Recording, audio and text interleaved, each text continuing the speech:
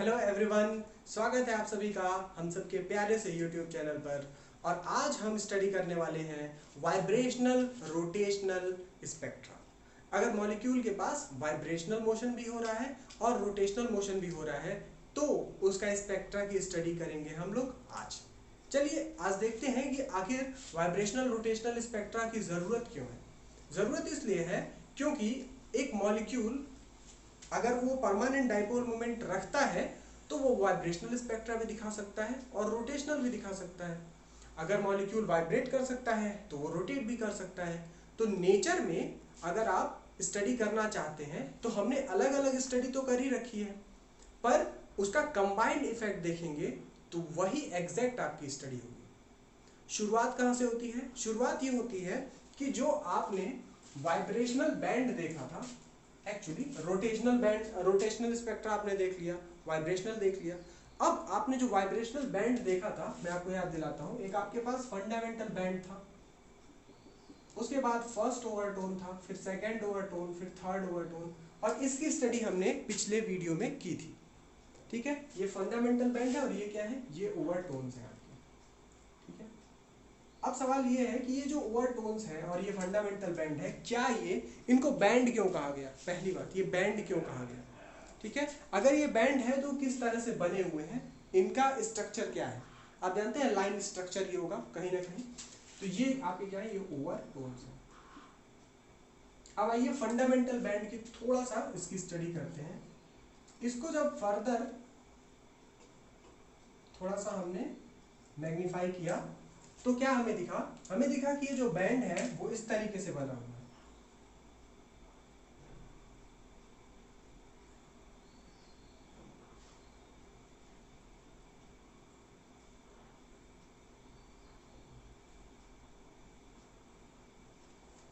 कुछ इस तरीके के लाइंस से बना हुआ, यानी कि पहले कुछ लाइंस और थोड़ा सा और अच्छे से बनाते हैं। देखिए कैसा, ताकि आपको एक ही बार में पिक्चर क्लियर हो जाए। यहाँ थोड़ा गैप है ना?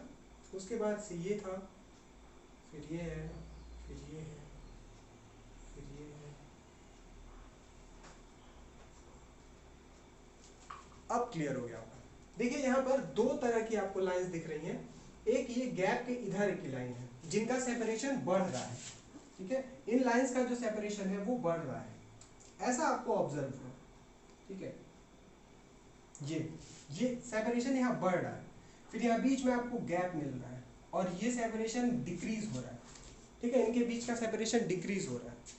एग्जैक्टली ये सारी लाइंस इस एक लाइन, एक बैंड के अंदर थी। आप जब आपने जब एक बैंड देखा तो आपको इतनी सारी लाइंस उसमें दिखी, और बीच में क्या दिखा? बीच में थोड़ा सा सेपरेशन दिखा, गैप दिखा। ठीक है, अब आपको समझ में आ गया होगा। ये एक लाइन जब आप उसको मैग्नीफाई करके देखेंगे, ऐसे जूम इन जैसे मोबाइल में करते हैं, इसको जब जूम इन करके देखा आपने तो वो ऐसे बना हुआ था, इतने सारे लाइनों से मिलकर बना हुआ था। अब सवाल ये था कि इसको कैसे एक्सप्लेन किया जाए, और इसको एक्सप्लेन करने के लिए हमने क्या कहा कि चलिए हम देखते हैं, चूंकि एक मॉलिक्यूल है तो मॉलिक्यूल वाइब्रेट भी कर सकता है और रोटेट भी कर सकता है, तो दोनों इफेक्ट को कंबाइन करके देखते हैं कि क्या ये चीज एक्सप्लेन हो पाती है या नहीं हो पाती है। ठीक है, तो उसी को एक्सप्लेन करने के लिए हमने कदम बढ़ाया। आइए देखते हैं। मान लीजिए कि आपके पास मॉलिक्यूल है, तो आप मान लेते हैं कि कोई बहुत ज़्यादा इंटरेक्शन नहीं हो रहा है वाइब्रेशनल और रोटेशनल लेवल्स में। ठीक है, तो आप क्या लिख सकते हैं, जो अब आपका एप्सिलॉन होगा, एप्सिलॉन वाइब्रेशनल और रोटेशनल दोनों का, तो क्या होगा? आप एप्सिलॉन ने ई, स्मॉल ई, ठीक है, स्मॉल ई वाइब्रेशनल का और रोटेशनल का दोनों का सम कर दें। ठीक है, याद दिलाने के लिए आपको बताते हैं, वाइब्रेशनल का एप्सिलॉन क्या था? ई क्या था? ई वी, वो था आपका omega E 1 v plus 1/2 minus omega E chi E v plus 1/2 का होल स्क्वायर। ठीक है, ये था। और जब आप रोटेशनल स्पेक्ट्रा पढ़ रहे थे तो वहां ई आर क्या आया था आपका? B J plus 1। ठीक है, तो ये दोनों चीजें आपकी आई थी। अगर इन दोनों को आप सम करके यहां रख दें तो देखिए क्या आ जाएगा आपका? आ जाएगा आपका E V R is equals to omega ई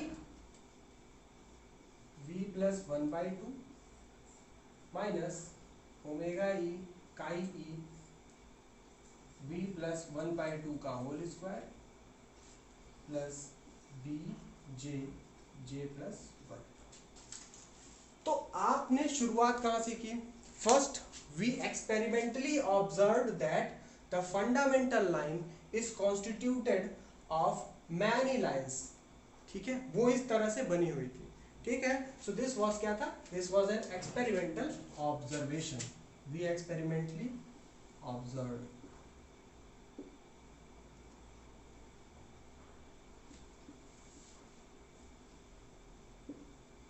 ठीक है, और ये किस बात, इस बारे में हम कह रहे हैं? हम कह रहे हैं कि लेट अस कंसीडर क्या चीज, बोथ इफेक्ट, वाइब्रेशनल और रोटेशनल दोनों का इफेक्ट अगर हम देख लें तो ठीक है, एडिंग या टेकिंग बोथ इफेक्ट, ठीक है, into consideration, taking both vibrational and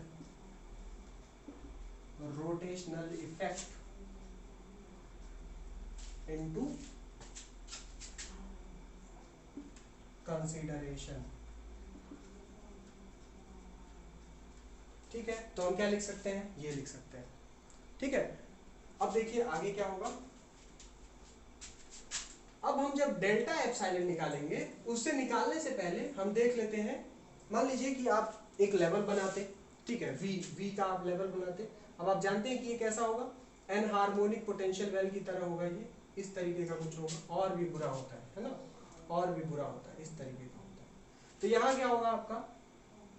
इस तरीके के लेवल्स होंगे, लेवल्स के बीच की सेपरेशन क्या होती जाएगी? डिक्रीज होती जाएगी। ठीक है, डिक्रीज होती जाएगी। और एक चीज आपको मैंने बताई थी कि ये जो इंटर एटॉमिक सेपरेशन का मीन पॉइंट आता है, वो इस तरीके से शिफ्ट होता जाएगा।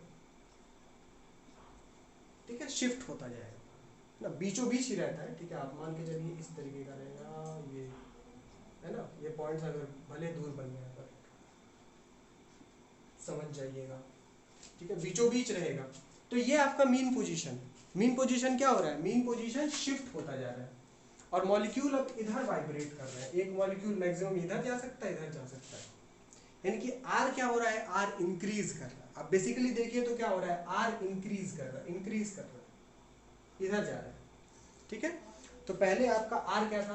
पहले आपका आर अगर बेसिकली देखते तो आर यहाँ होना चाहिए था, पर अभी क्या कहाँ हो गया है? आर आगे चला गया, यहाँ पे है। ठीक है, तो आर बेसिकली क्या हो गया? इंक्रीज हो गया। अब अगर इसके करस्पॉन्डिंग आप देखें, v इज इक्वल्स टू 0 के corresponding, v is equals to 0 के करस्पॉन्डिंग अगर आप b निकालना चाहें तो b क्या आएगा? ये b, ठीक है, b, तो क्या आएगा b? ये आएगा आपका h अपॉन 8 पाई स्क्वायर आई सी, और ये i के जगह आएगा म्यू आर स्क्वायर, यानी आ जाएगा म्यू आर स्क्वायर सी, जहां r क्या है? मीन पोजीशन है। ठीक है, एक और चीज कंफ्यूज मत होइएगा, यहाँ पर आप एप्सिलॉन प्लॉट करते हैं और इधर x प्लॉट करते हैं, इधर x और इधर एप्सिलॉन, या बार बार एप्सिलॉन निकल जा रहा है e, तो आप बार बार एप्सिलॉन निकल रहा है। ओके, तो ये x प्लॉट किए, x मतलब r ही है ना, एक तरीके से। तो देखिए r इंक्रीज करेगा, जैसे जैसे आप ऊपर जाते जाएंगे r इंक्रीज करेगा, यानी कि अगर हम v इज इक्वल्स टू 0 के करस्पॉन्डिंग जो लेवल है उसको b डबल डैश से दिखाएं, और v इज इक्वल्स टू 1 के करस्पॉन्डिंग जो लेवल है उसको हम दिखाएं b डैश से।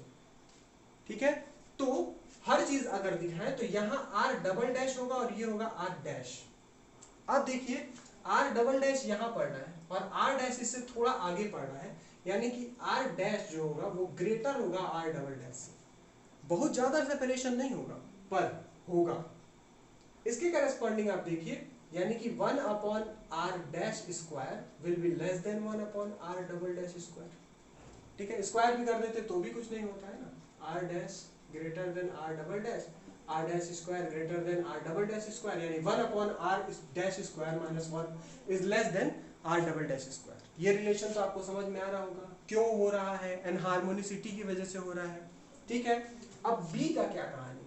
b जो है वो r स्क्वायर के, अब r स्क्वायर के तो इनवर्सली था, पर 1 अपॉन r स्क्वायर के डायरेक्टली प्रोपोर्शनल है, यानी कि यहाँ पर आप h/8 pi square mu into C से मल्टीप्लाई कर दीजिएगा तो ये बी डैश बन जाएगा, यानी ये क्या है, ये बी डैश है, less than B double dash. ये आपका कंक्लूजन है, ठीक है।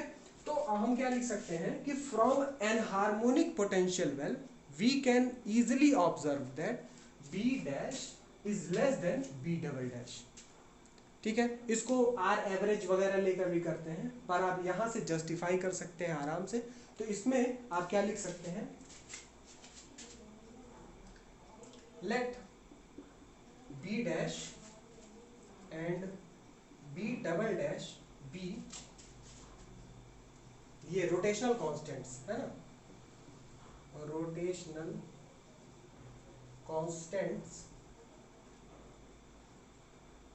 करस्पॉन्डिंग टू किसके, v is equals to 1 and v is equals to 0 respectively, ठीक है। अगर ये इसके करस्पॉन्डिंग है then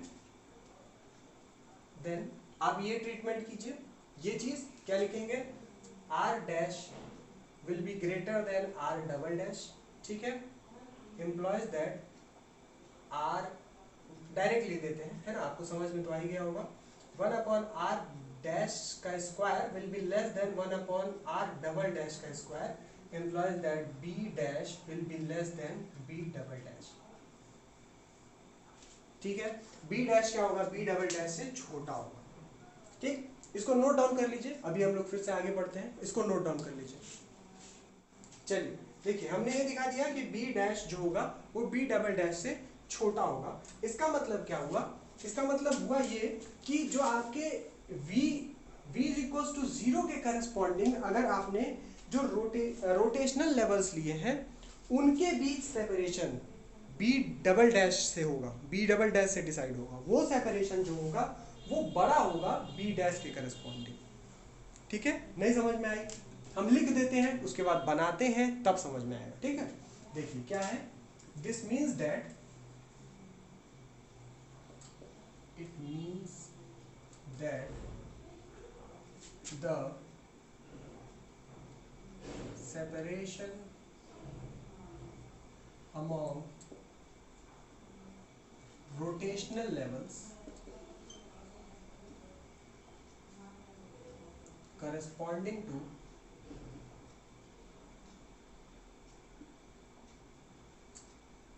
v is equals to 0 will be, separation will be greater than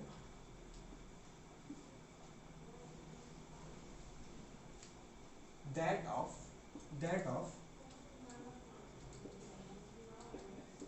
corresponding to v is equals to 1, ठीक है, by significant but small amount, ठीक है। ये बात मैंने जानबूझ के लिख दी है कि सिग्निफिकेंट है पर स्मॉल अमाउंट से थोड़ा सा सेपरेशन अधिक होगा। नहीं समझ में आया, अगर नहीं समझ में आया तो अब मैं बना रहा हूँ उससे समझ में आ जाएगा, ठीक है। होप आपने नोट कर लिया होगा। अब मैं इसे मिटा देता हूँ और मैं बनाता हूँ कि किस तरह से अब लेवल्स बनेंगे। देखिए अभी जो है हम पोटेंशियल वेल नहीं बनाते, हम बनाते हैं v is equals to 0 level. तो v is equals to 0 level आपका ऐसे बन गया, मान लीजिए ये आपका v इज इक्वल्स टू 0 और यहाँ पर लेवल आपका बन गया v इज इक्वल्स टू, थोड़ा ज़्यादा ही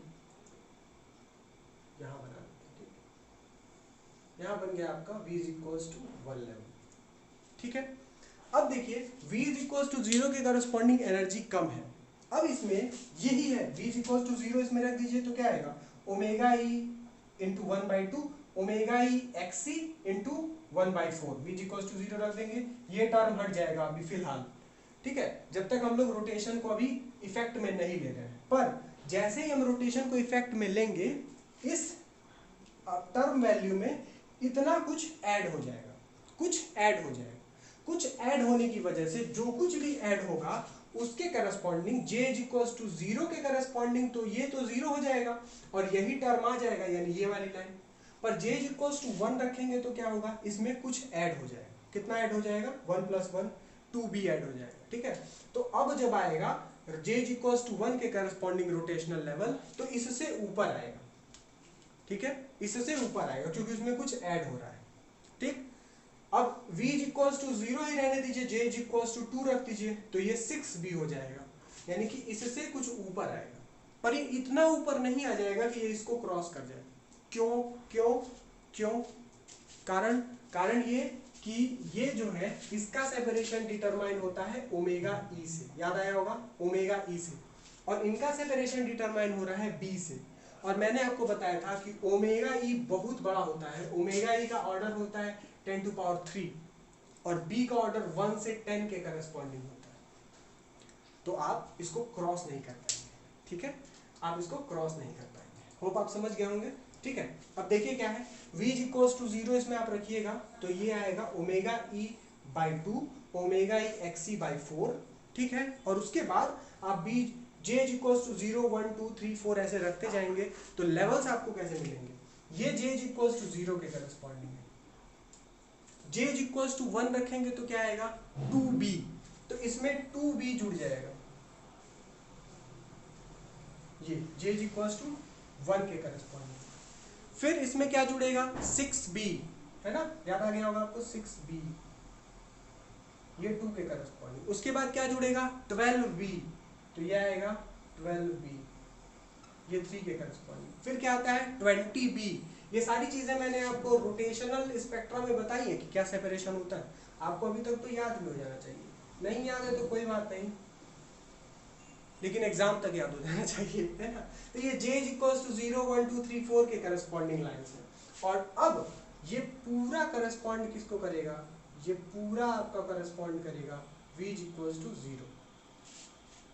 ठीक है, सिमिलर v इक्वल्स टू 1 रखिएगा तो ये क्या आ जाएगा 3 ओमेगा e बाई 2, और ये क्या आ जाएगा, ये आ जाएगा o 1 3 और 9/4। ठीक है, 9/4 ओमेगा ई एक्स सी आ जाएगा, ये तो आ जाएगा। ठीक है, तो इसके करस्पॉन्डिंग v इक्वल्स टू 1 के करस्पॉन्डिंग लाइन ये है। अब इसमें क्या करना है आपको, bj + 1 जोड़ना है, यानी कि 2b 6b 12b 20b जोड़ना है। पर इसके लिए, इस लाइन के लिए जो सेपरेशन होगा वो किससे दिखाया जाएगा, b से नहीं दिखाया जाएगा, वो b' होगा। और b' क्या है, b डबल डैश से छोटा है ना, इसके करस्पॉन्डिंग क्या है b', और इसके करस्पॉन्डिंग क्या होगा b' होगा। ठीक है ना, 0 के करस्पॉन्डिंग क्या था b', और b' बड़ा है, b' क्या दिखाता है, इन दोनों के बीच सेपरेशन क्या है 2b', इन दोनों के बीच सेपरेशन क्या है 6b'। अगर b' बड़ा है b' से तो 2b' भी बड़ा होगा 2b' से, 6b' भी बड़ा होगा 6b' से। होप आपको समझ में आ रहा होगा। यानी कि इन दोनों लाइंस के करस्पॉन्डिंग अगर यहाँ पर लाइन बनेगी तो उसका सेपरेशन थोड़ा कम हो जाएगा। ठीक है, सेपरेशन कम हो जाएगा, यानी कि अब क्या होगा, ये इस तरीके से हो जाएगा, सेपरेशन कम बना देंगे। ठीक है, ये j इक्वल्स टू 0 हो गया, ये 1 हो गया। ठीक, उसके बाद क्या होगा, ये वाली लाइन 2 हो जाएगी, ये वाली 3 के करस्पॉन्डिंग, ये वाली 4 के करस्पॉन्डिंग, 2 3 4। और अब ये पूरा क्या हो गया आपका v इक्वल्स टू 1। अभी आपको क्लियर हो गया होगा कि अब लेवल्स कैसे बनेंगे। ठीक है, आपको थोड़ा सा और क्लियर करने के लिए ये j इक्वल्स टू 0 को हम ब्लैंक से बना देते हैं। पता नहीं इसमें ब्लैंक दिखेगा कि नहीं, दिख रहा है, थोड़ा सा दिख रहा है ना, थोड़ा सा दिख रहा है। तो देखिए ये आपका j इक्वल्स टू 0 के करस्पॉन्डिंग है। अब हम देखें v इक्वल्स टू 0 के करस्पॉन्डिंग b' लिखे हैं तो इसको भी j' लिख देते हैं और इसको j' लिख देते हैं।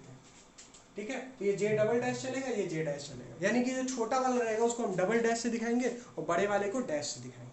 ठीक, तो ये आप लिख लीजिए, ऐसे लेवल्स बना लीजिए। और अब हम इसकी स्टडी करेंगे कि क्या क्या चीज़ें इसमें हम लोगों को पढ़नी है। ठीक है, तो बनाइए, आगे बढ़ते हैं। चलिए तो हमने देख लिया, दो चीज़ें हमने देखी कि पहला आप कंबाइंड इफेक्ट क्यों देख रहे हैं, यानी पहली चीज़ एक्सपेरिमेंटल कर्व जो आया था उसको ही वेरीफाई करने के लिए हमने सोचा कि चलिए रोटेशनल और वाइब्रेशनल दोनों को जोड़ लेते हैं। फिर उसका एक रिजल्टेंट इक्वेशन हमने लिखा। उसके बाद बोला कि क्या v इक्वल्स टू 0 के करस्पॉन्डिंग जो b डबल डैश होगा वो v इक्वल्स टू 1 के करस्पॉन्डिंग जो b डैश आएगा वो दोनों बराबर होगा। तो फिर हमने देखा कि नहीं भैया वो बराबर नहीं होगा, वो क्या होगा, वो अलग अलग होगा। और ये चीज़ b डैश क्या होगी, b डबल डैश से छोटी होगी। ठीक है, b डबल डैश से छोटी होगी, यानी कि इनके बीच जो लेवल्स, जो रोटेशनल लेवल्स का जो सेपरेशन है वो रोटेशनल लेवल्स का सेपरेशन कम होगा इन बजाय b डबल डैश यानी v इक्वल्स टू 0 के करस्पॉन्डिंग। इसलिए देखिए ये लेवल ज़्यादा बड़े हैं, ये कमी में आ गया। ठीक, अब हम देखते हैं कि इनका सिलेक्शन रूल क्या होगा, किस तरह से ट्रांजिशन हो सकता है। तो आप जानते हैं कि सिलेक्शन रूल जो हमारा फाइनली निकल के आया था वो क्या आया था, सिलेक्शन रूल जो आया था आपका वो आया था डेल्टा वी क्या हो सकता है, डेल्टा वी हो सकता है +-1 +-2 +-3 कुछ भी हो सकता है। ठीक है, और डेल्टा जे क्या हो सकता है, डेल्टा जे आपका +-1 हो सकता है। ठीक है, यही दो सिलेक्शन रूल आपका हुआ था। अब देखिए हम जो स्टडी करेंगे वो v इक्वल्स टू 0 और 1 के करस्पॉन्डिंग ही सिर्फ करेंगे। आप और भी कर सकते हैं, ठीक है, और भी कर सकते हैं, आप 1 और 2, 2 और 3 या 0 और 2, 0 और 3 से भी कर सकते हैं। लेकिन प्रैक्टिकली जो प्रैक्टिकल है हम जानते हैं कि v इक्वल्स टू 0 में ही सारे मॉलिक्यूल्स होंगे ना, क्योंकि हम जानते हैं कि v इक्वल्स टू 0 से 1 में एक्साइट करने के लिए हमको kT टेम्परेचर चाहिए। kT टेम्परेचर मिलेगा जो kBT जो 0.026 इलेक्ट्रॉन वोल्ट है, जो कि इनसफिशिएंट है। ठीक है, बहुत कम है जो इसके बीच सेपरेशन है, हमने इसको पिछले लेक्चर में आपको बताया है। ठीक है, यानी कि अब हमको जो बेसिकली प्रैक्टिकल रूप से स्टडी करनी है वो v इक्वल्स टू 0 और 1 की ही करनी है, इसीलिए हम इन दोनों लेवल्स को लेकर चल रहे हैं। और भी लेवल्स हो सकते हैं, उनके बीच भी ट्रांजिशन हो सकता है। तो ये आपका सिलेक्शन रूल हो गया। ठीक, तो अब जो हो गया हमारे पास डेल्टा वी के लिए एक ही ऑप्शन बचा कि 0 से 1 जाए। ठीक, और एक चीज देख लीजिए कि ये दोनों केसेस जो हैं आपके, ये दोनों केसेस में हम देखे हैं कि एब्जॉर्प्शन ही होता है। ठीक है, एब्जॉर्प्शन स्पेक्ट्रा ही हम देखते हैं, यानी कि डेल्टा वी -1 भी टेंशन नहीं लेना है हमको। एक ही चीज यहां से समझ में आ रही है कि डेल्टा वी जो होगा वो आपका +1 होगा, फिक्स कर लिया हमने, डेल्टा वी +1 ही होगा। v इक्वल्स टू 0 से 1 पे जाना है, उल्टा ऑब्जॉर्प्शन हो रहा है, यानी कि मॉलिक्यूल्स का लेवल जो है, स्टेट है एनर्जी, वो 0 से 1 में जाएगा। यही हो सकता है। डेल्टा जे क्या हो सकता है, डेल्टा जे के पास दो पॉसिबिलिटी है, एक तो +1, दूसरा -1। ठीक है, +1 और -1। तो डेल्टा जे के बेसिस पे, डेल्टा जे के दो वैल्यू होने के बेसिस पे हम इसको दो ब्रांचेस में डिवाइड करते हैं। ठीक, delta J is equals to, जब +1 होता है तो इसको हम बोलते हैं R ब्रांच। ठीक है, नेमिंग है। और डेल्टा जे -1 होता है तो इसको बोलते हैं P ब्रांच। ठीक है, एक और चीज आप जानते हैं कि बीच में एक सेपरेशन भी होता है, हमको याद बताया आपको ना कि यहाँ पर इस तरीके से होता है, कम होता जाता है, और यहाँ सेपरेशन होता है, फिर यहाँ पर क्या होगा, और कम होता जाता है। तो ये बीच में जो गैप होता है, ये गैप जो आता है वो डेल्टा जे इक्वल्स टू 0 के करस्पॉन्डिंग आता है। डेल्टा जे इक्वल्स टू 0 से 0 पे जो ट्रांजिशन होता है, लेकिन ये ट्रांजिशन अलाउ तो होता नहीं। मान लीजिए आप जो कह रहे थे कि v इक्वल्स टू 0 से 1 जा रहा है, ठीक है, तो एक पॉसिबिलिटी ये भी तो है कि v इक्वल्स टू 0 के j इक्वल्स टू 0 पे हो। ठीक, और v इक्वल्स टू 1 के j डैश इक्वल्स टू 1 पे 0 पे पहुंच जाए। ठीक है, तो 0 से 0 पे भी तो एक ट्रांजिशन पॉसिबल है, ये वाला। ठीक है, 0 से 0 पे भी तो एक ट्रांजिशन पॉसिबल है। अगर 0 से 0 पे एक ट्रांजिशन हो, यानी कि हम रोटेशनल को कंसीडर ही ना करें, ठीक है ना, b जो है, b वाला जो टर्म है वो 0 हो जाए, तो क्या होगा, v इक्वल्स टू 0 से 1 पे ट्रांजिशन होगा, j डबल डैश भी 0 होगा, j डैश भी 0 होगा। ठीक है। और इसके करस्पॉन्डिंग ही जो ट्रांजिशन होता है उसको हम बोलते हैं क्यू ब्रांच। तो क्यू ब्रांच असल में कोई ब्रांच नहीं है, ये मिसिंग है, लाइन का मिसिंग है। जैसे हम अब देखिए कितना बड़ा खतरनाक चीज है, हमने पूरा वाइब्रेशनल पढ़ लिया, लेकिन जब हम फंडामेंटल को देखें तो हम देखें कि यहाँ पे एक पॉसिबिलिटी बनती है कि अगर हम रोटेशनल लाइंस को कंसीडर करें ही ना, रोटेशनल लाइंस को अगर कंसीडर ही ना करें तो v इज इक्वल्स टू 0 से v इज इक्वल्स टू 1 पे पहुंचेगा और j double dash is equals to 0, j dash is equals to 0 पर ट्रांजिशन होगा और उसके करस्पॉन्डिंग उनको कोई लाइन ही नहीं मिलेगी, क्योंकि ये जो ट्रांजिशन है ये तो पॉसिबल ही नहीं, 0 से 0 पे पॉसिबल होता ही नहीं। डेल्टा जे देखिए क्या, प्लस माइनस 1, ठीक है। तो इसलिए हम क्या करते हैं, यहाँ पर क्या पाते हैं, हम यहाँ पर पाते हैं गैप, क्योंकि यहाँ ट्रांजिशन असल में होता नहीं है, होता ही नहीं है, ठीक है, होगा ही नहीं, पॉसिबल ही नहीं होगा, j इज इक्वल्स टू 0 पे 0, ठीक। एटॉमिक में भी ये ट्रांजिशन अलाउ नहीं था, है ना, यहाँ पे भी ये ट्रांजिशन अलाउ नहीं है, लेकिन उसके करस्पॉन्डिंग जो गैप आया है उस गैप को हम बोलते हैं क्यू ब्रांच, ठीक है। तो पी क्यू आर, यहाँ से पी क्यू आर। अब हम देखेंगे कि आर ब्रांच के करस्पॉन्डिंग आपका वेव नंबर क्या होगा, पी ब्रांच के करस्पॉन्डिंग क्या होगा, और क्यू ब्रांच के करस्पॉन्डिंग नहीं निकालने की जरूरत है क्योंकि वो होता ही नहीं, ठीक है। तो चलिए ये चीज लिख लीजिए और ये हम मिटा देते हैं, ये चीज लिख लीजिए। अब हम देखते हैं कि अब हम लिखते हैं आर ब्रांच,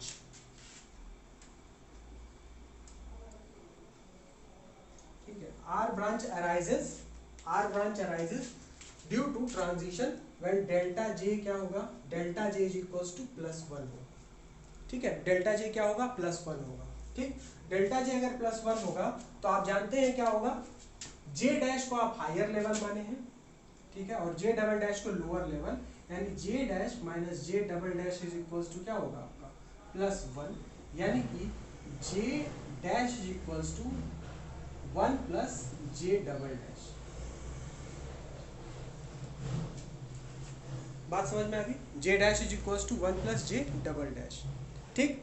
अब आप देखिए जो आपने लिखा हुआ था फॉर्मूला वो हम लिखते हैं, epsilon V R is equals to क्या था, ओमेगा v प्लस 1/2, इसको हम बार बार एप्सिलॉन बोल दे रहे हैं, ये असल में e है, चलिए स्मॉल e है, ठीक, माइनस ओमेगा e काई e v प्लस 1/2 का होल स्क्वायर प्लस b जे प्लस 1, यही था।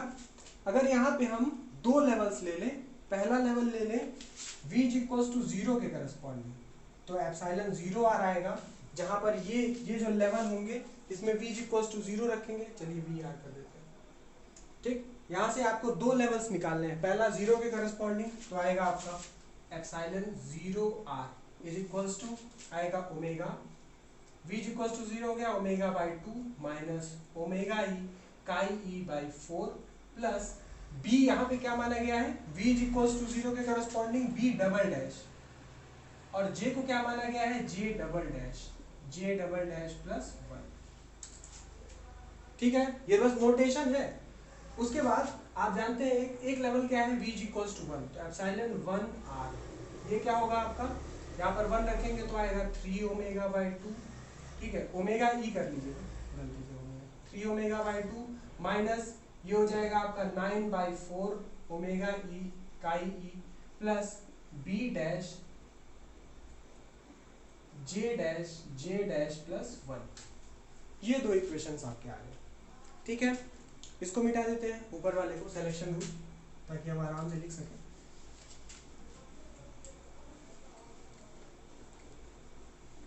देखिए अब हम डेल्टा एप्सिलॉन निकालते हैं, डेल्टा एप्सिलॉन आपका क्या आएगा, देखिए 3/2 माइनस 1/2 तो क्या आएगा 2/2, यानी कि ओमेगा ई, माइनस 9/4 माइनस 1/4 8/4 यानी 2, तो minus 2 omega E chi E plus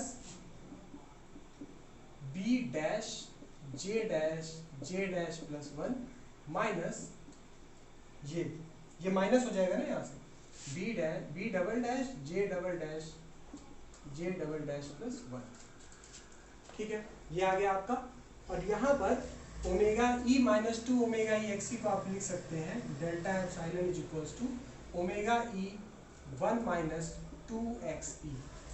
ठीक है, और आप जानते हैं इसको आप क्या लिख सकते हैं, आप ये चीज जानते हैं v इज इक्वल्स टू 0 से 1 के करस्पॉन्डिंग जो आपका वेव नंबर आएगा वो यही आता है ओमेगा ई 1 माइनस 2xe। पिछले लेक्चर आपको याद होंगे ओमेगा ई 1 माइनस 2xe आता है। फिर आपको पता है 0 से 2 के करस्पॉन्डिंग जाते हैं तो आता है 2 ओमेगा ई 1 माइनस 3xe। फिर v इज इक्वल्स टू 0 से आप 3 के पास जाते हैं तो यहाँ से आता है 3 ओमेगा ई 1 माइनस 4xe। ठीक है, तो हम लोग यहाँ से क्या करते हैं, इसको हटा कर लिख लेते हैं एप्सिलॉन नॉट या ई नॉट। ठीक है, क्योंकि यहाँ पे क्या लेते हैं ई नॉट, जहाँ ई नॉट क्या होगा आपका ओमेगा ई 1 माइनस 2 का ई, और ये क्या हो जाएगा E not plus B dash J dash plus 1 minus B double dash J double dash plus 1। तो ये आपका फाइनल एक इक्वेशन आया है। अब इसी इक्वेशन में हम देखिए ये एप्सिलॉन नॉट है, ई नॉट की वैल्यू है, ये तो हमने पिछले लेक्चर में निकाल रखी है। अब इस इक्वेशन में हम क्या करते हैं J dash is equals to 1 plus J double dash रख देते हैं, किसके लिए, आर ब्रांच के लिए। ठीक है, तो फॉर आर ब्रांच हम इसको हटा देते हैं। ठीक है, नोट डाउन कर लीजिएगा, इसको हम हटा देते हैं।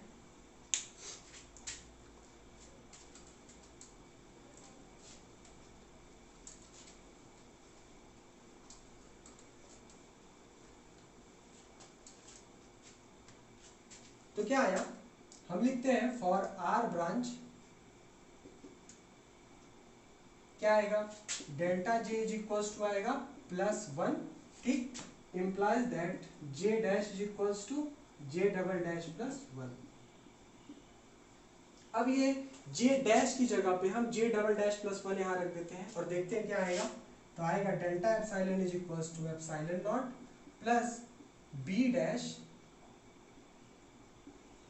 j डबल डैश प्लस 1, और j डैश की जगह फिर j डबल डैश प्लस 1 रखेंगे तो आ जाएगा j double dash plus 2 minus b double dash J double dash plus 1। ठीक है, इसको जब हम सॉल्व करते हैं तो इसको आपको भी डायरेक्ट ही याद रखिए तो अच्छी बात है। Delta E epsilon not plus 2b dash plus 3b dash minus b double dash into J double dash, और ये plus b dash minus b double dash into J double dash का स्क्वायर। ठीक है, ये चीज आप सॉल्व कर लीजिए या याद रख लीजिए, वैसे ये इंपॉर्टेंट नहीं है। ठीक है, ये इंपॉर्टेंट नहीं है, ये सिर्फ एनालिसिस करने के लिए। ठीक, सिर्फ एनालिसिस करने के लिए। इसको ध्यान से आप देखिए, इस इक्वेशन को इसको सॉल्व कीजिएगा तो यही आएगा। ठीक है, अब आप एक चीज जानते हैं, यहाँ पर क्या जानते हैं कि जो आपका जो बी डबल डैश है वो बड़ा है बी डैश से, यानी कि B dash minus B double dash less than 0 होगा। ठीक, यानी नेगेटिव होगा। ठीक है, इज नेगेटिव होगा, यानी कि B dash minus B double dash ये क्वांटिटी नेगेटिव होगा। लेकिन 3b डैश, जैसे आप अब समझिए b डैश क्या होगा, b डैश होगा आपका 0.024 और b डबल डैश क्या होगा 0.028। देखिए इस तरीके का कुछ होगा। ठीक है, ये 024 है तो 028 है, पर अगर इस 024 में आप 3 से मल्टीप्लाई कर दीजिए तो ये क्वांटिटी पक्का सर्टेनली ग्रेटर होगी, यानी कि 3b dash minus b double dash ये क्वांटिटी हमेशा पॉजिटिव होगी, पर ये क्वांटिटी हमेशा नेगेटिव होगी। बात समझ में आ गई? सिर्फ यही एनालिसिस आपको करना था, यहाँ से आप कर सकते हैं एनालिसिस। ठीक है, अब देखिए अगर ये क्वांटिटी हमेशा पॉजिटिव है तो एप्सिलॉन नॉट में क्या हो रहा है, पहली बार 2b डैश जुड़ रहा है। ठीक, एप्सिलॉन नॉट में क्या हो रहा है 2b डैश जुड़ रहा है। उसके बाद क्या हो रहा है, ये भी क्वांटिटी जुड़ रही है इसमें, लेकिन एक ऐसी क्वांटिटी है जो इसमें से सब्ट्रैक्ट हो रही है। ठीक, और एप्सिलॉन नॉट जो ई नॉट है वो क्या है, वो है v इज इक्वल टू 0 से v इज इक्वल टू 1 के करस्पॉन्डिंग ट्रांजिशन। कब? जब j, यहाँ पे देखिए j डैश और j डबल डैश दोनों 0 हो तो डेल्टा ई क्या आ जाएगा? ठीक, देखिए ध्यान से यहाँ पे डेल्टा ई अगर आप j डैश भी 0 कर दें और j डबल डैश भी 0 कर दें, यानी कि ये वाला लाइन और ये वाला लाइन ले लें, ये वाला लेवल ले लें, ठीक, तो क्या हो जाएगा? ये भी 0 ये भी 0, तो डेल्टा एप्सिलॉन क्या आ जाएगा? एप्सिलॉन नॉट आ जाएगा। यानी ट्रांजिशन कौन सा? ये वाला जो हमने बताया आपको कि 0 से 0 के करस्पॉन्डिंग ट्रांजिशन अगर आप करें तो उसके करस्पॉन्डिंग जो लाइन आएगी वो कहाँ आएगी? एप्सिलॉन नॉट पे आएगी। ठीक, तो अब हम बनाना शुरू करते हैं। देखिए इसके करस्पॉन्डिंग एक लाइन आती पर आएगी नहीं, आती पर आएगी नहीं। क्यों? क्योंकि 0 से 0 पे ट्रांजिशन नहीं होता है। ठीक है, डेल्टा जे हमेशा +1 या -1 ही हो सकता है। तो ये चीज आपका एप्सिलॉन नॉट है, पर यहाँ कोई लाइन आएगी नहीं। ठीक है, ये चीज आपका क्या है? Epsilon not. अब देखिए एप्सिलॉन नॉट, अब देखिए क्या बात है। एप्सिलॉन नॉट में आप 2b dash 3b double dash 3b dash minus b double dash into j double dash की आप एक वैल्यू जोड़ रहे हैं। ठीक है, अच्छी खासी क्वांटिटी आप जोड़ रहे हैं। जब j डबल डैश 1 होगा तब ये क्वांटिटी कुछ घटेगी। जैसे ये 2 हो जाएगा तो ये क्वांटिटी और सब्ट्रैक्ट होगी, 3 होगा तो ये और ज़्यादा सब्ट्रैक्ट होगी क्योंकि ये स्क्वायर है। ठीक है, यानी कि अगर आप इसका डेल्टा एप्सिलॉन बनाना चाहें किसके लिए? फॉर j इक्वल्स टू 0 1 2 3, है ना, तो कैसा बनेगा? देखिए j इक्वल्स टू 0 से 1 जाइए, कहाँ के? इसके j इक्वल्स टू 0 से इसके j इक्वल्स टू 1 जाइए।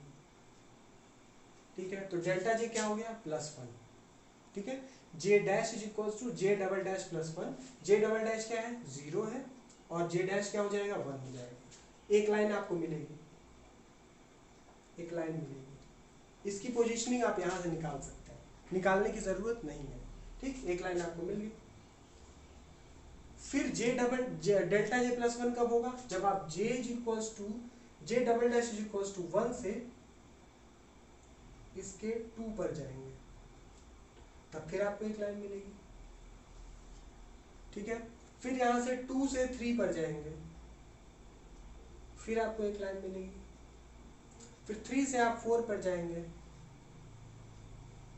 फिर आपको एक लाइन मिलेगी। 4 से 5 पर भी जा सकते हैं, है नहीं लाइन लेकिन बना सकते हैं, चलिए बना लेते हैं 5। ठीक है, ये बना दिया 4 से 5 पर एक ट्रांजिशन, तो फिर आपको एक लाइन मिलेगी। लेकिन लाइन का सेपरेशन क्या होगा? लाइन का सेपरेशन धीरे धीरे कम होगा। कम क्यों होगा? क्योंकि ये क्वांटिटी धीरे धीरे सब्ट्रैक्ट होगी। ठीक है, आपको समझ में आ रहा है? ये सब मिला के एक क्वांटिटी होगी। ये मान लीजिए 10 हो गया, 10, ये मिला के देखिए ये 10 हो गया। यहाँ j डैश है तो ये क्वांटिटी j डैश के साथ कैसे बढ़ रही है? लीनियरली। लेकिन ये क्वांटिटी j डैश के साथ कैसे बढ़ रही है? क्वाड्रेटिकली। और ये क्वांटिटी हो क्या रही है? ये चीज नेगेटिव आएगा, यानी कि ये चीज सब्ट्रैक्ट होगा। सब्ट्रैक्ट होगा यानी डेल्टा एप्सिलॉन क्या आएगा? हर j डैश के लिए क्या होगा? j dash is equals to 1 रखेंगे तो ये चीज थोड़ी कम होगी क्योंकि यहाँ 1 आएगा, पर जैसे आप 2 रखेंगे तो ये चीज थोड़ी और बढ़ जाएगी, यानी कि डेल्टा एप्सिलॉन और कम हो जाएगा क्योंकि इसमें से थोड़ी बढ़ी हुई क्वांटिटी आप सब्ट्रैक्ट करेंगे। फिर जब 3 रखेंगे तो ये 3 का स्क्वायर कर देगा, ये तो लीनियरली बढ़ेगा पर ये ज़्यादा ही बढ़ जाएगा, थोड़ा और कम कर देगा, और इसीलिए इसका सेपरेशन घटता हुआ आएगा। ठीक है, आपने शुरुआत कहाँ से की? j double dash is equals to 0 से, तो पहली लाइन कहलाएगी आपकी R0 या R0, दूसरी लाइन कहलाएगी R1, तीसरी लाइन R2, चौथी R3, और इस तरह से आगे बढ़ेगी। ये आपका जो ब्रांच बन के आया है, यही ब्रांच आपका कहला गया R ब्रांच। ठीक है, ये ब्रांच आपका हो गया R ब्रांच। ठीक, ठीक है, अभी हम इसको फिर से समराइज कर देंगे। ठीक है, क्योंकि ये थोड़ा सा आपके लिए ट्रिकी है, ट्रिकी नहीं है, बस थोड़ा सा लंबा है, इसमें एक्सप्लेनेशन ज़्यादा है, पर हम इसको समराइज कर देंगे, टेंशन लेने की ज़रूरत नहीं। ठीक, अब हम आते हैं P ब्रांच की ओर, यहीं से देखते हैं। देखिए ये चीज़ हटा देते हैं, इसको नोट कर लीजिएगा, तो इसको हटा देते हैं। अब देखिए आगे आ गया for P branch. P branch के लिए डेल्टा जे आप क्या लेंगे? -1 लेंगे, यानी कि आएगा आपका J dash minus J double dash is equals to -1, या जे डबल डैश या J dash is equals to J double dash -1। ठीक है, यानी कि लोअर लेवल अगर 1 होगा तो अपर लेवल 0 होगा, लोअर लेवल 1 होगा तो अपर लेवल 0 होगा, लोअर लेवल 2 होगा तो अपर लेवल 1 होगा। ठीक है, एक कम होगा। ठीक है, ये है आपका, इसके करस्पॉन्डिंग डेल्टा एप्सिलॉन निकालिए। ठीक, और ये है क्या, डेल्टा एप्सिलॉन, तो क्या आएगा आपका epsilon not plus B dash J dash is equals to J double dash -1, J double dash -1 into J double dash -1 plus 1, यानी J double dash minus B double dash J double dash plus 1। ठीक है, इसको जब आप solve कीजिएगा तो आपका आने वाला है डेल्टा एप्सिलॉन, ये आने वाला है आपका एप्सिलॉन नॉट प्लस या minus B dash plus B double dash J double dash plus B dash minus B double dash J double dash का स्क्वायर। ये आपकी वैल्यू निकल कर आएगी। ठीक है, ये आपकी वैल्यू निकल कर आएगी। यहाँ से आप एनालिसिस कीजिए, आप जान रहे हैं क्या होगा, आपको पता है बी डैश क्या है, less than B double dash. ठीक है, यानी कि ये क्वांटिटी तो B double dash plus B dash है, तो इसके आगे तो वैसे ही माइनस साइन लगा है। ठीक है, और ये देखिए B dash minus B double dash है, तो ये नेगेटिव होगी, यानी कि ये पूरी क्वांटिटी अगर आप ले लीजिए तो ये भी नेगेटिव, और ये क्वांटिटी ले लीजिए तो ये भी नेगेटिव, यानी कुल मिलाकर जो आपका ई नॉट है, ई नॉट में से कुछ ना कुछ घटेगा ही। ठीक है, घटेगा ही मतलब ई नॉट से जो लाइंस आएंगी वो पीछे ही आएंगी। ठीक है, हमेशा पीछे ही आएंगी लाइंस, क्योंकि ई नॉट से कुछ ना कुछ घट ही रहा है। और देखिए जे डैश बढ़े तो जे डबल डैश भी बढ़े, मतलब जे डबल डैश दोनों साइड है, दोनों बढ़ेगा, यानी कि अब क्या होगी, सेपरेशन भी बढ़ती जाएगी। ठीक है ना, अब देखिए एक ये वाला क्वांटिटी भी माइनस में है, तो पहला अगर आएगा तो क्या आएगा, J double dash is equal to 1, यहाँ 1, तो दोनों माइनस कर देंगे तो कुछ माइनस होगा भाई। उसके बाद क्या होगा, J double dash is equal to 2 रखेंगे, यहाँ 2 2 जा 4 हो जाएगा, तो सेपरेशन और बढ़ जाएगी। ठीक है, तो आप देखिए क्या होगा, पहली लाइन क्या आएगी, पहली लाइन आएगी आपका, यहाँ पर अगर J double dash is equal to 0 रख दिए, यानी जीरो वाले से आप ले जाना चाहते हैं, तो जे डैश आपका -1 आएगा, पर -1 यहाँ पे कोई लाइन है नहीं, इसलिए जे डबल डैश यहाँ 0 नहीं रहेगा, यानी कि यहाँ ये लाइन तो 0 से शुरू हुई थी, पर यहाँ 0 से शुरू नहीं हुई, यहाँ शुरू कहाँ से होगी, 1 से, यानी जे डबल डैश 1 अगर रहा तो 1 से शुरू हो कहाँ जाए, 0 पे। ठीक है, 1 से शुरू हो कहाँ जाए, 0 पे, एक लाइन ये मिलेगी। ठीक है, दूसरा, तो यहाँ 2 रखे तो 2 - 1 क्या जाएगा, 1 आ जाएगा, यानी कि 2 से जाएगी तो कहाँ जाएगी, 1 पे। फिर 3 से कहाँ जाएगी, 3 से 2 पे जाएगी। फिर 4 से कहाँ जाएगी, 4 से 3 पे जाएगी। थोड़ा सा और आगे बना लेते हैं, और इस तरह से जो आपकी ब्रांच मिलेगा इसको आप बोलेंगे पी ब्रांच। पर पी ब्रांच में पी 0 नहीं होगा, यहाँ तो आर 0 था, पर यहाँ पी 0 नहीं होगा, क्योंकि ट्रांजिशन ही 1 से शुरू हुआ है, तो ये ब्रांच होगा P1, ये होगा P2, ये होगा P3 और ये होगा P4। ठीक है, और ये पूरा क्या हो गया आपका पी ब्रांच।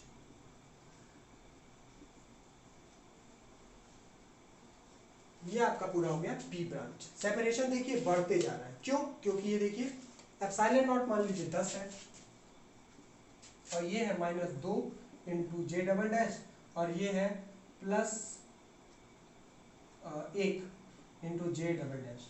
ठीक है, प्लस नहीं आएगा, ये भी माइनस ही आएगा। ठीक है, क्योंकि नेगेटिव क्वांटिटी है।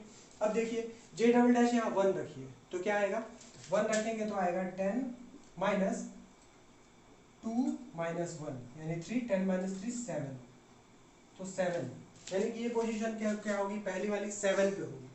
अगली देखिए, अगर आपने यहाँ पर क्या रख दिया, 2 रख दिया, तो 2 2 सा 4 हो जाएगा, और यहाँ पर 2 रख दिया, ये स्क्वायर है, ठीक है, सॉरी ये स्क्वायर, तो यहाँ पे रखिए तो 4 आ जाएगा, यानी 4 4 8, यानी 10 माइनस 8 कितना आएगा, 2 आएगा, यानी अगला लाइन किस पर होगा, 2 पर होगा, ठीक है। यानी कि आप एप्सिलॉन नॉट कहाँ है, एप्सिलॉन नॉट आपका 10 पे है, अगला लाइन आपका 7 पे आ रहा है, इसके बीच सेपरेशन 3 का, और उसकी अगली लाइन किस पे आ रही है, 2 पर आ रही है, इनकी बीच सेपरेशन कितनी, 5 की। अगली लाइन किस पे आएगी, यहाँ 3 रखिए 6 आ जाएगा, और यहाँ 3 रखिएगा 9 15, यानी -5 पे 2 से -5 जाएंगे तो कितना सेपरेशन आएगा, ये -5 है, -5 रखेंगे तो कितना सेपरेशन आएगा, -7 का सेपरेशन आएगा। यानी देखिए लाइंस के बीच का सेपरेशन क्या होते जा रहा है, बढ़ते जा रहा है, ठीक है। तो फाइनली मैंने आपको बता भी दिया। इसी तरह से आप एनालाइज कर सकते हैं कि आर ब्रांच में कैसे लाइन घट रही थी सेपरेशन, ठीक है, आप नंबर रख के एनालाइज कर सकते हैं, ठीक है। तो इस तरीके से आपने देखा कि पी ब्रांच और आर ब्रांच आपको मिल रही हैं एग्जैक्टली। ऐसा नहीं है कि आपको सिर्फ और सिर्फ एक फंडामेंटल लाइन मिल रही है, एक ओवरटोन मिल रहा है और इस तरीके की बातें हो रही हैं, ठीक है। असल में जो एग्जैक्ट पिक्चर है वो ये है। तो क्लियरली होपफुली आपको ये क्लियर हो गया होगा, है ना। चलिए अब हम लोग इसको नोट कर लीजिए, फिर अब हम इसको कंक्लूड करते हैं। चलिए तो कंक्लूजन हमारे सामने आ गया है। हम एक बार आपको रिवाइज कर देते हैं कि हमने क्या क्या चीज़ें देखी। पहला तो हमने ऑब्जर्व किया एक्सपेरिमेंटली, और उसके बाद हमने देखा कि बी डैश जो है वो बी डबल डैश से छोटा मिला। फिर हमने सिलेक्शन रूल देखा कि यही सिलेक्शन रूल होगा। फिर हमने बोला कि नहीं, इसमें से जो है आपको ज़रूरत बस इसी की है, इसकी ज़रूरत है और इसकी ज़रूरत है, इसमें से भी आप एब्जॉर्प्शन के लिए delta V is equals to +1 ले सकते हैं। फिर हमने ई के लिए यानी कि जो टर्म वैल्यू आएगी उसके लिए एक्सप्रेशन लिखा था। उसके बाद चेंज इन टर्म वैल्यू क्या आएगी, डेल्टा ई, उसके लिए एक्सप्रेशन लिखा था, ठीक है। और फिर आर ब्रांच और पी ब्रांच के लिए, तो आर ब्रांच के लिए क्या था, जे डेल्टा जे क्या था, +1 था, ठीक है। और पी ब्रांच के लिए डेल्टा जे क्या था, -1 था, ठीक है। यहाँ पे क्या था, J dash is equals to J double dash +1, और यहाँ क्या आया था, J dash is equals to J double dash -1, ठीक है। ये दोनों एक्सप्रेशन रख कर इसमें हमने ये दोनों एक्सप्रेशन पाए थे, पर ये दोनों ज़रूरी नहीं, ठीक है। हम आपको बताते हैं, एक ये इम्पॉर्टेंट है, ये तो इम्पॉर्टेंट है ही एज ऑलवेज, ये इम्पॉर्टेंट है। और लास्ट में हमने क्या किया, इन दोनों को अगर हम कंबाइन कर दें, इन दोनों को हम कंबाइन कर दें तो हमको एक इक्वेशन मिलता है। ये इक्विवेलेंट इक्वेशन है, इसे नोट डाउन कर लीजिए, ठीक है। हम एक बार पढ़ भी देते हैं। ये है delta E is equals to E not plus B dash plus B double dash into M plus B dash minus B double dash into M square, ठीक है। अब इसका क्या काम है, इसका काम ये है कि आप यहाँ पर delta J is equals to +1 रखिएगा, यानी J dash is equals to जो भी वैल्यू रखिएगा, आप m की वैल्यू 1 2 3 4 रखते जाइए, आपको R0 R1 R2 R3 की पोजीशन मिलती जाएगी। आपको ये दोनों इक्वेशन यूज करने की जरूरत नहीं है, ठीक है। ये इजी भी है, देख लीजिए, ठीक है। एक बार प्लस है इंटू एम, एक बार माइनस इंटू एम स्क्वायर, ठीक। यहाँ पर देखिए m की वैल्यू आप -1 -2 -3 -4 रखते जाइए, आपको P1 P2 P3 P4 मिलता जाएगा। तो एग्जाम पॉइंट ऑफ व्यू से तो आपको सिर्फ थियोरेटिकल चीज़ें ही पूछी जाती हैं, तो थियोरी में तो आप कुछ भी लिख दीजिएगा, जहाँ से भी आपको एक्सप्लेनेशन मिलेगा, है ना। आपको बस समझना था कि ये सारी चीज़ें आई कहाँ से, वो हो गया। पर कंपटीशन के पॉइंट ऑफ व्यू से ये चीज़ बहुत इंपॉर्टेंट है, ठीक है। तो फाइनली आपको ये चीज़ जो है, जो हमने डायरेक्ट लिखी थी उसे समझना नहीं है, सिर्फ आप फाइनल याद रखिए और ये वैल्यूज़ रखिए, ठीक है। तो यहाँ पर हम कंक्लूड करते हैं। क्या हमने देखा आज, हमने देखा कि मॉलिक्यूल का एग्जैक्ट पिक्चर जब वो वाइब्रेट भी करे और रोटेट भी करे तो कैसा होगा, ये मॉलिक्यूल का एग्जैक्ट पिक्चर है, ठीक है। एकदम फाइन है, फाइन स्ट्रक्चर है कि किस तरीके का मॉलिक्यूल का स्पेक्ट्रा आएगा, ठीक। तो ये चीज़ खत्म होती है आज। हम इस पर अगले लेक्चर में हो सकता है रमन स्पेक्ट्रा शुरू करें, और इस पर भी न्यूमेरिकल्स किए जाएंगे, एक लेक्चर उस पर भी बनेगा, ठीक है। पर फिलहाल आप क्या कीजिए कि रोटेशनल, वाइब्रेशनल और ये सारा कुछ तैयार कर लीजिए, ओके। आप कमेंट सेक्शन में ज़रूर बताइए कि क्या आपके यूनिवर्सिटी लेवल के प्रॉब्लम सॉल्व हो रहे हैं, क्या आपके कंपटीशन लेवल के प्रॉब्लम सॉल्व हो रहे हैं या नहीं हो रहे हैं। अगर नहीं हो रहे हैं तो आप कमेंट में बता सकते हैं, आप टेलीग्राम ग्रुप पे बता सकते हैं, आप मेल कर सकते हैं, आप कुछ भी कुछ भी करके हमसे संपर्क कर सकते हैं। ठीक है, तो तब तक के लिए पढ़ाई करते रहिए। All the very best.